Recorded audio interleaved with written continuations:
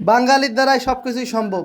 হাত দিয়ে কিভাবে গ্রাইন্ডার মেশিন বানাইছে আর জুস বিক্রি করতেছে, এটা হলো কক্সবাজার সুগন্ধা বীজ। তো দেখুন আপনারা কিভাবে ওনার হাতের কারিশমায় জুস তৈরি হয়।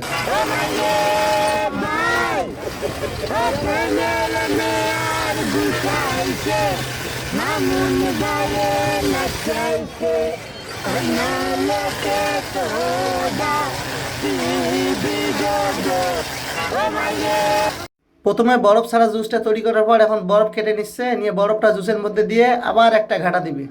দেখেন তারপর জুসটা কিভাবে তৈরি হয়।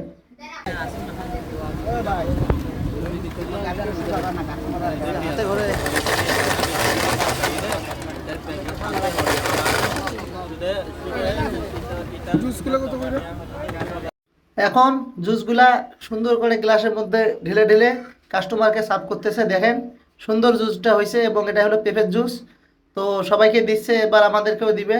আর এই জুসটা আসলে এতটা মজা, একদম পিওর অথেন্টিক, একদম পাকা পেঁপে থেকে তৈরি। আমার মেয়ে দেখেন জুসটা খাচ্ছে, আর ওর মুখের এক্সপ্রেশনটা দেখেন, অনেক মজা হয়েছে। জুসটা আসলে অনেক সুন্দর হয়েছে, আমিও খাইছি পরবর্তীতে। তো আসলে এরকম ন্যাচারাল জুস আমাদের খাওয়া প্রয়োজন কেমিক্যাল থেকে। ধন্যবাদ সবাইকে।